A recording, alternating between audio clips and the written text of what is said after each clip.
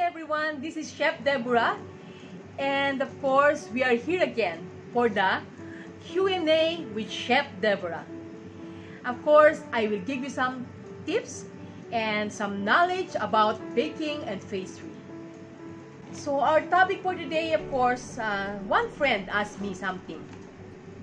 She told me how you will handle all your stuff, all your production stuff in the kitchen.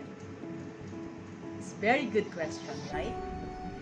So before I answer this, I want you to know what is the values, what is the importance values of a chef.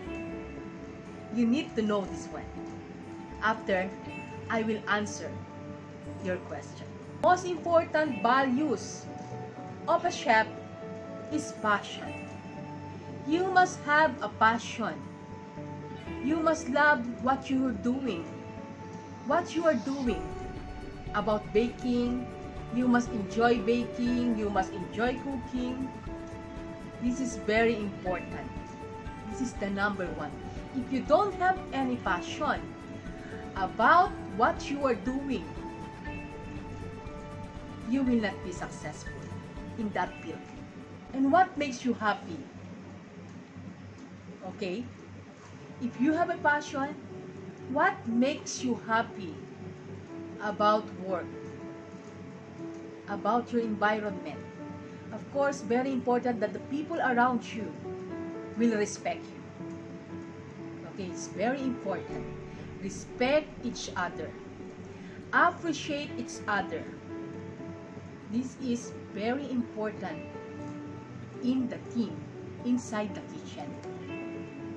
Not only in the team, even anywhere, in your colleagues, anywhere who working with you, must give appreciation and give values in what you did, if you did a good job.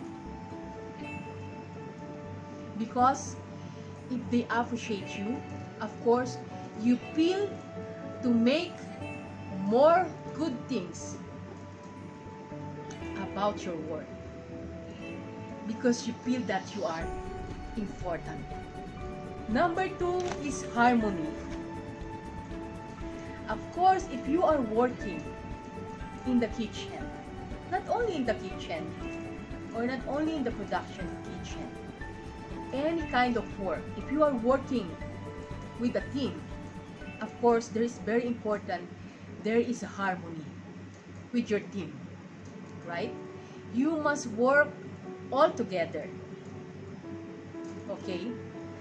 If I assign something with my staff, for example, I assign him in the mixing, in the finishing, packaging, or whatever.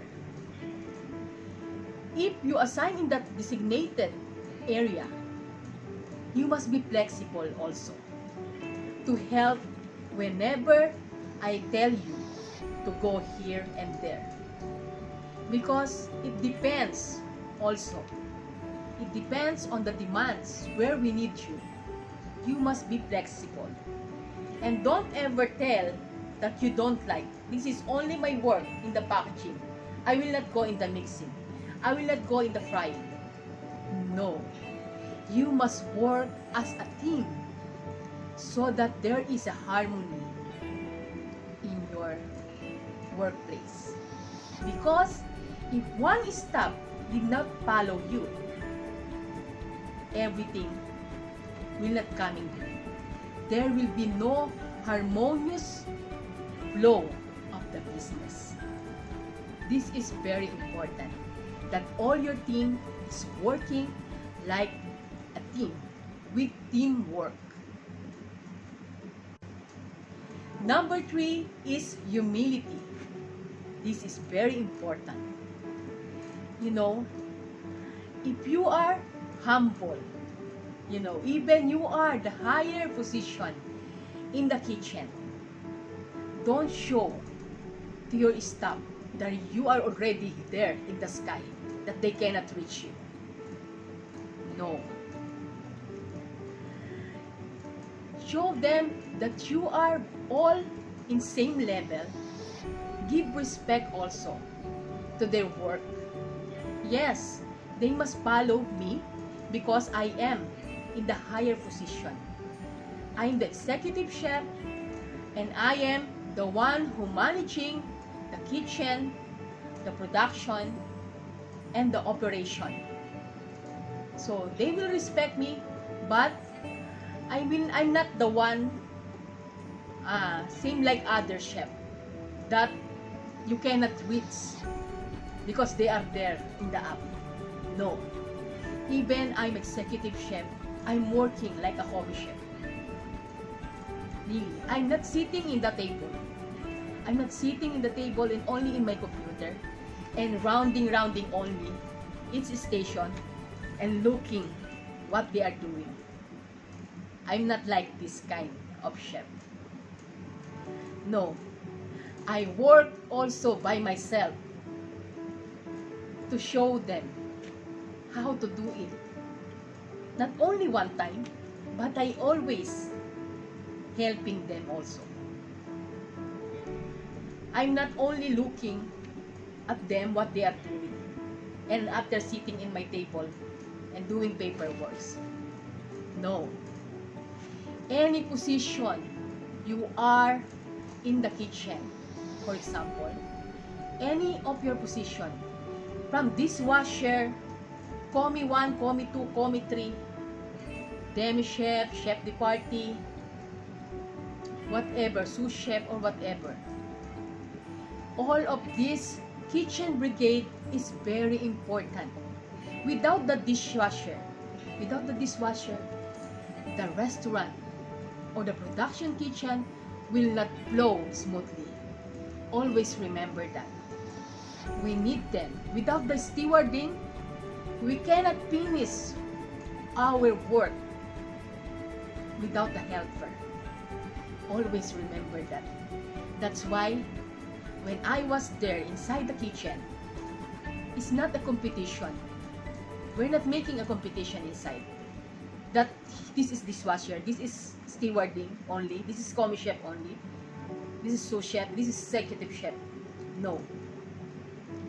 There's a position, but we have humility. This is very important. Respect whatever the work of each other. Imaginative and innovative. This is the most important also. Important values and characteristic of a chef. I'm the one who developing our menu. I'm working in research and development, as I told you, and I'm the one who experimenting our products, our recipe. I'm the one who invented different kinds of products that we launch. And then, of course, not only me is the one who thinking of this one. No. Of course, I get also some ideas from my colleagues, some ideas from other staff, some ideas from anyone. When I get all the ideas, this will help me to produce a new products. I also getting ideas. I accept ideas that they shared to me, of course. I have more ideas also, but of course what they are sharing, it helps to make it more better. And recently, we launched our yeasted donuts. This is the biggest project that I have. This is one of the biggest project that I have. This is planned long time ago. 2 years ago, I was starting this. This is already a plan. This is already a plan. But I'm so happy that finally it was launched already. I'm so happy that I invented this recipe long time ago, and now it's out in the market over UAE So I'm very happy and I'm so proud that I will be the one who make this recipe. That now it's available in UAE. Of course, number 5 is caring. This is also important values of a chef. Of course, you must care about your stuff. You must care about the production. Very important. Care about how you prepare the food. Hygiene and sanitation is very important. You have to care everything. Everything about the operation, everything about the production of the products, of course. You have to take care of it. Take care of your staff. Listen to your staff also as well. Not only them will listen to me. Of course, I also listen for their needs, what they want. I also listen. I never close my ears. I always open in anything that they want, any concern that they ask to me. You must to be open. Care each other. Okay? Because if you don't care to anyone, they also don't care to you. Really. If nobody cares to me, of course, I also don't care. Who cares? They're saying like that, right? You don't care? Who cares? See? That's why if you take care of me, or if I take care of my staff, same thing. They will also take care of me.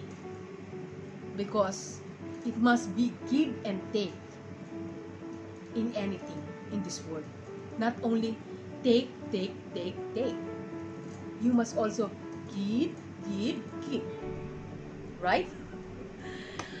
I hope you understand what I mean. If you need something, I give you. But if I need something, you must give me also.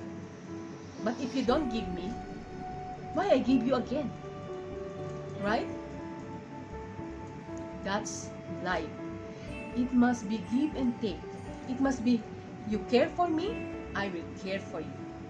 This is very important also. Inside your workplace. 6, of course, courage. Courage. So, if you are failed, or if you did mistake in your work, you need to have a courage. Okay? Courage to do it better next time. Don't say that, I can do it again. I cannot do it, I give up. No. You must do it and make it better next time. Okay? Do it better next time. If my staff, for example, did a mistake, for example, she burned the donut or she burned the cake, I cannot do anything. I cannot cut her neck because she burned 4,000 donuts, for example. No. You cannot do that, right? So, this situation give her a lesson, right? That next time, she will not do it again. Right? In every mistake, we learn something from this mistake. So that next time, we will not do it again. So, very important that you have a courage. Okay? I think this is already the answer to your question. How I handle my stuff. How I handle my kitchen brigade. So, this is how I handle my stuff. Not only in the kitchen, but everywhere. Even in my colleagues. Okay? So I hope you understand now. And if you have more any questions about baking, you can send a message to my Facebook page. Okay? In my Facebook page, in Messenger, and I will answer back to you. If you have any question about culinary, about cooking, about baking and pastry, about anything, about chef, about anything about the kitchen, I will answer back to you. But don't ask me a question about love. Because if you question me about love, I don't know also what is the answer. Okay? So, that's all for today. And thank you so much for watching. And I hope you learned something from me. And I hope to see you again next time in my next video. Subscribe to my YouTube channel and follow me in Instagram and Facebook page. Thank you so much and have a nice day.